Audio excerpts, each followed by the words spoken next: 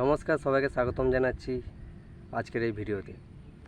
আজকে যে টপিকটা নিয়ে কথা বলবো সেটা হচ্ছে একটা রিলেশনশিপ, একটা সম্পর্ককে কিভাবে বেটার করা যায়, কিভাবে একটা হেলদি ওয়েতে লিড করা যায়, কিভাবে সুসম্পর্ক বজায় রাখা যায়। আমি কিন্তু এখানে টক্সিক রিলেশনশিপের কথা বলছি না, আমি এখানে একটা সম্পর্ক যেটা থেকে শুরু থেকে হোক বা আপনার সার্টেন পয়েন্ট আছে, সেই পয়েন্ট থেকে আপনি কিভাবে, যে পয়েন্টে থাকুক সেই পয়েন্ট থেকে কিভাবে বেটার করতে পারবেন, মানে আগে যেতে পারবেন, কিভাবে সম্পর্কটাকে আরও গুছিয়ে রাখতে পারবেন, সেই নিয়ে কথা বলবো। যদি টক্সিক রিলেশনশিপে এটাকে অ্যাপ্লাই করেন, প্রথমে বলি এটা সম্ভব না। কেন, টক্সিক রিলেশনশিপ বিষয়ের পার্টটা আলাদা আর হেলদি রিলেশনশিপ বিষয়টা পার্টটা আলাদা। আমি হেলদি রিলেশনশিপের কথা বলছি, টক্সিকটা বিষয়ে আমি অন্য কোনো দিন অন্য কোনো ভিডিওতে বলবো।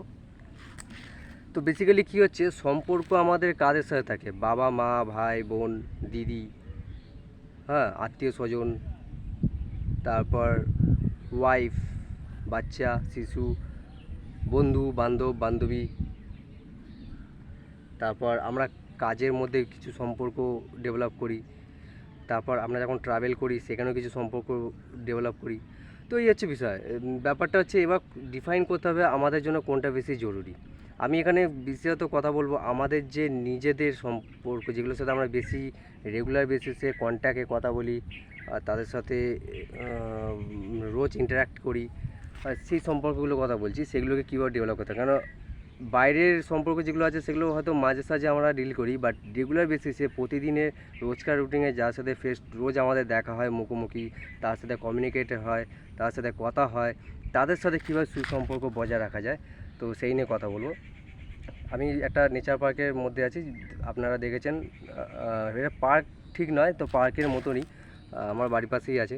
তো বেশিরভাগ ভিডিও আমি এখানেই করি শ্যুট, যেখানেই ভালো লাগে, আমার নেচার তো খুব ভালো লাগে, তো ওই জন্য ব্যাকগ্রাউন্ডটা আপনারা দেখছেন।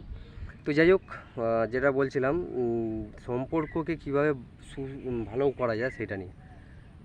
দেখুন, প্রত্যেকটা সম্পর্কের মধ্যে, সে টক্সিক হোক বা যে কোনো সম্পর্কই হোক, ভালো সম্পর্কই হোক, সেটা বেসিক যে রুলস সেটা হচ্ছে টেক অ্যান্ড গিভ। এটা মানতেই হবে। আপনার বাবা মা হোক বা বউ হোক, বাচ্চা হোক, সবাই কিন্তু টেক অ্যান্ড গিভ পলিসির মধ্যেই পড়ে। মানে বলে না, বেস লাইন আন্ডারলাইন, বিষয়টা ওরকমই। সবাই টেক অ্যান্ড গিভের মধ্যে দিয়ে চলে। এবার এইখানে ব্যাপারটা হচ্ছে কতটা, সেটা আপনাকে ডিফাইন করতে হবে। সবাই চায় একটু ফ্রিডম চাইতে, সবাই সব সম্পর্কের মধ্যে, হ্যাঁ, তিনটে বিষয় আছে যেটা আপনাদের বজায়, আপনারা যদি অ্যাপ্লাই করেন হয়তো বেটার রিলেশনশিপ হতে পারে। প্রথম সেটা হচ্ছে ট্রাস্ট, দ্বিতীয় সেটা হচ্ছে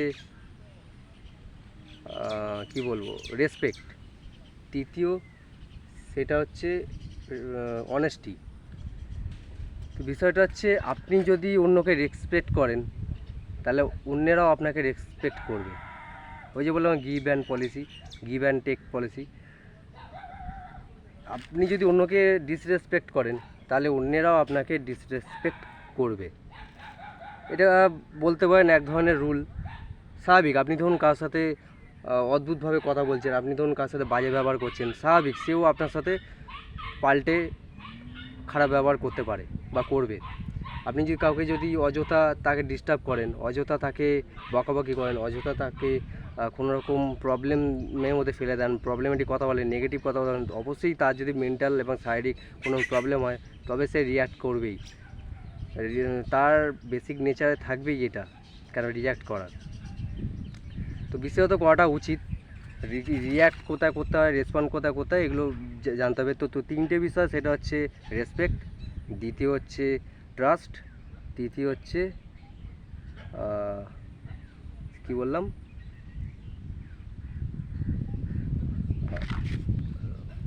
তৃতীয় হচ্ছে লাভ বা কিছু। আপনারা বলুন যে কমেন্টে, আমি আসলে এটা ফ্লোতে থাকি, তো ফ্লোটা ব্রেক হয়ে গেলে সে ডিস্টার্ব হয়ে।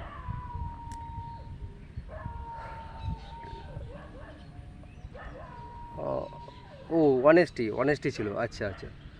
তো প্রথম হচ্ছে ট্রাস্ট, দ্বিতীয় হচ্ছে রেসপেক্ট, তৃতীয় হচ্ছে অনেস্টি।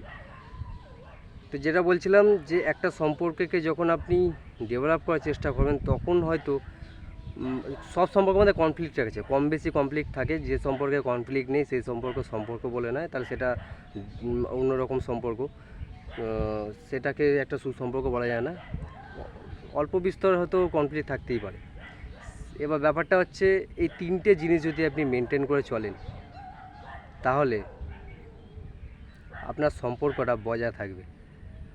অনেক ক্ষেত্রে আমরা কি হয়, বিশ্বাসটা হারিয়ে ফেলি অন্যের প্রতি, কিন্তু তার পক্ষে কোনো এভিডেন্স, কোনো প্রমাণ ছাড়াই আমরা অন্যদেরকে অবিশ্বাস করতে থাকি। দেখুন, প্রত্যেকটা মানুষের মধ্যে খারাপ ভালো সবই আছে, কেউ ভালো না কেউ খারাপও না, দুটোই আছে। সেটা ডিপেন্ড করে কোন পরিস্থিতির মধ্যে সে রয়েছে। সে সিচুয়েশান অনুযায়ী, যে কোনো ব্যক্তি সিচুয়েশান অনুযায়ী তাকে নিজের স্বার্থটা দেখতে হয়। তাই নিজের স্বার্থে সেই সিচুয়েশান অনুযায়ী কী প্রয়োজন সেটা তারা অটোমেটিক্যালি, বেসিক নেচারের হয়তো রয়েছে, অটোমেটিক্যালি তারা সেই সিচুয়েশান অনুযায়ী খাপ খাইয়ে নেয় নিজেকে বাঁচানোর জন্যে। আমাদের বডি মাইন্ড এমনভাবে স্ট্রাকচার হয়ে আছে, নিজেকে বাঁচানোর জন্যে তারা সবসময় চেষ্টা করে, আর করাটা উচিত। সামনে যদি এখন কোনো বাঘ চলে আসে, তাকে যদি তাড়া করে, সে দৌড়াবে না? ঠিক সেরকমই, যে আমি বাঘের কথা আমি একটা উদাহরণ দিলাম, যে আমাদের দু রকমের প্রবলেম থাকে, একটা শারীরিক লেভেলের প্রবলেম, একটা হচ্ছে মানসিক লেভেলের প্রবলেম। শারীরিক লেভেলের প্রবলেম যেগুলো আছে, খাওয়া, জামা কাপড়, বাড়ি থাকার জন্য আর কি, তো সেই বেসিক নিডের জন্য আমাদের প্রতিনিয়ত কাজ করছি এবং করতে থাকতে হবে। সেটা ডিপেন্ড করে আপনার কি পার্সোনালিটি রয়েছে, কি ব্যাকগ্রাউন্ড রয়েছে, আর কি স্কিলস আছে, কি নলেজ আছে, সব কিছু ডিপেন্ড করে। তো বেসিক নিডের জন্য আপনাকে তো কাজ করতেই হবে। আমি এখানে বলছি সে তো করতেই হবে, এটা ধরা বাঁধা। যে বিষয়টা নিয়ে কথা হলো সেটা হচ্ছে সাইকোলজিক্যাল, মেন্টাল, মানসিক দিক থেকে কীভাবে অন্যের সাথে ইমোশনালি কীভাবে একটা বন্ধুত্ব সম্পর্ক বজায় থাকবে সেটা। রোজ, প্রথম যে পয়েন্টটা বলছি, রোজ সকালে বা রোজ কিছু না কিছু ছোটো ছোটো বিষয় একটা রিচুয়াল তৈরি করে নিন। অনেকটা বলতে পারেন যে ডিসিপ্লিনের মতনই, তো ডিসিপ্লিন ঠিক নয়, মানে ছোটো ছোটো কাজ যেটা ভালো লাগে। ধরুন, আপনার যদি ওয়াইফাই রোজ তাকে একটু কাজে যাওয়ার আগে হোক বা সকালবেলা ঘুম থেকে হোক বা যাই হোক, যখনই একটু হাঁক করুন, এবার একটু জড়িয়ে ধরুন, বা একটু মুচকি হাসি দিন, তার সাথে ভালোভাবে কথা বলুন, বা আপনি তাকে এক্সপ্রেস বলতে পারেন আপনি তাকে ভালোবাসতে পারেন। বা আপনার যদি ভাই বোন, দাদা ভাই, যাই হোক, বাবা মা হোক, তার সাথে একটু ভালোভাবে কথা বলুন, একটু ভালোবেসে কথা বলুন। হ্যাঁ, তারপর তাদের সারাদিনের কাজ কী, তারা কী করছে, তাদের চলছে, এইরকম টুকটাক বিষয় আমি উদাহরণ দিলাম। এরকম অনেক রয়েছে, আপনারা যদি চান আমি ভিডিও বানিয়ে দিতে পারি। তো ছোট ছোট বিষয়গুলো খুব ম্যাটার করে সম্পর্কের মধ্যে। কি কি ভালো জিনিস আছে, কি কি করা যেতে পারে, ইন্টারনেটে প্রচুর অ্যাভেলেবেল রয়েছে ডেটা, আপনারা সেটা ডিফাইন করতে পারেন এবং সেগুলোকে অ্যাপ্লাই করুন। ছোট ছোট, বড় বড় করার কিছু কোনো দরকার নেই, বেবি স্টেপ নিন এবং অ্যাপ্লাই করতে থাকুন। যত ছোট ছোট জিনিস রেগুলার বেসিসে করতে থাকবেন, তত দেখবেন সম্পর্কটা আরও বেটার হতে থাকবে। এই একটা বিষয়ে ধরলাম, আরও অনেক কিছু আছে, বলবো না, সব মাথার উপর দিয়ে চলে যাবে।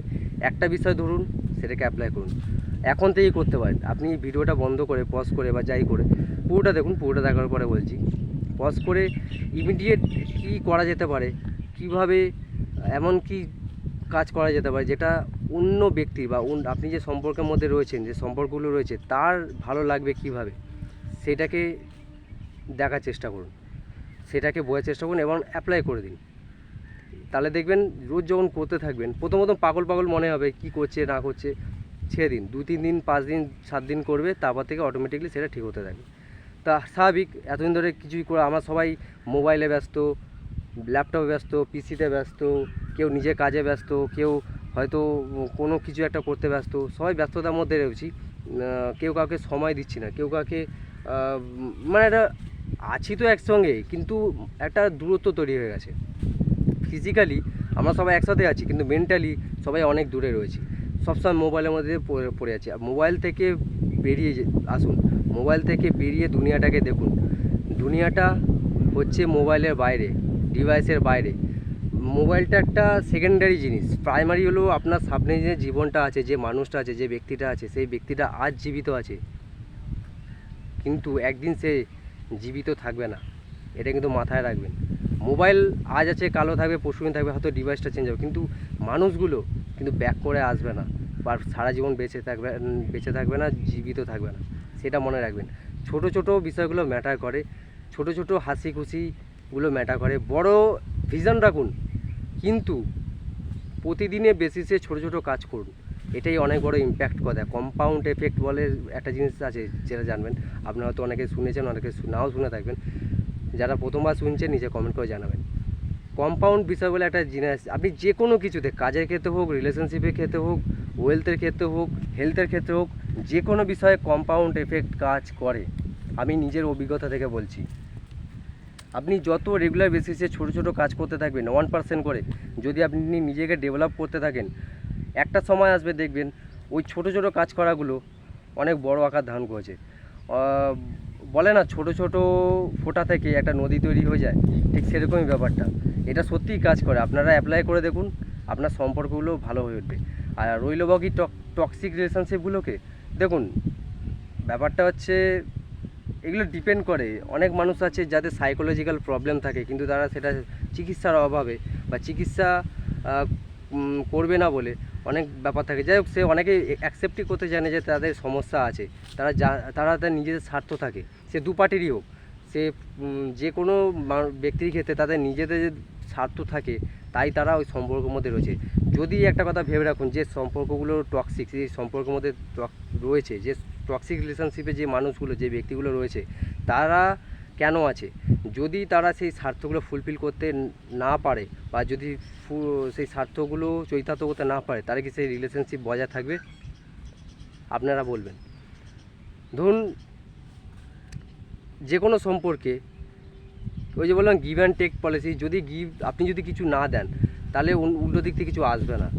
তো ঠিক সেরকম বিষয়টা, আমরা প্রত্যেকটা সম্পর্কের মধ্যে কিছু না কিছু স্বার্থ থাকে, সেই স্বার্থকে ফুলফিল রোজ যখন হতে থাকে, সেটাকে আমরা ভাঙতে দিতে চাই না। তো টক্সিক রিলেশনশিপ, আপনার ক্যাপাসিটি কতটা, আপনার ভিশন কি, আপনার লাইফস্টাইল কেমন, আপনি কি চান বা আপনার কি দরকার, সব কিছু কিন্তু ডিপেন্ড করে। যদি মনে হয়, শুধু একটাই প্রশ্ন করবেন, আপনি যে রিলেশনশিপে রয়েছেন, যে টক্সিক রিলেশনশিপে রয়েছেন, সেই রিলেশনশিপ থেকে যদি আপনি কিছু না পেতেন, তাহলে কি সেই রিলেশনশিপটা বজায় থাকতো? এই প্রশ্নটা নিজেই করুন, অন্যকে বলার দরকার নেই। প্রয়োজন হলে একটা খাতা পেন নিন, কিছু যখন বুঝতে পারছেন না লিখুন, কাউকে দেখাবানোর প্রয়োজন নেই, ওটা আপনার নিজের ডায়েরি, নিজের খাতা পেন, নিজের সেটাকে লিখুন, লিখে পড়ুন, ছিঁড়ে ফেলে দিন প্রয়োজন হলে। তো যেটা বলছিলাম, যে আমার মতে যদি আমাকে বলেন কি করব, অনেকে বলবে ছেড়ে চলে যেতে, অনেকে বলে বজায় রাখতে, আমি সেটা বলবো না। আপনি কি চান, আপনার কি ডিজায়ার আছে, আপনার কি নিড আছে, আপনার কি স্বার্থ আছে, সেই স্বার্থটাকে আইডেন্টিফাই করুন। কেন আপনি টক্সিক রিলেশনশিপের মধ্যে আছেন, সেটা খাতা পেনে লিখুন। আশা করি আপনাদের পুরো ভিডিওটা সম্বন্ধে একটা হয়তো কনসেপ্ট বা একটা সম্পর্ক নিয়ে একটা কনসেপ্ট আপনাদের ক্লিয়ার হয়েছে। যদি ক্লিয়ার না হয়ে থাকে নিচে কমেন্ট করে জানাবেন, আর যদি ভালো লেগে থাকে লাইক, শেয়ার, সাবস্ক্রাইব করে দেবেন। দেখা হচ্ছে একটা অন্য কোনো নতুন ভিডিওতে। সবাই ভালো থাকুন, সুস্থ থাকুন, সচেতন থাকুন। ধন্যবাদ।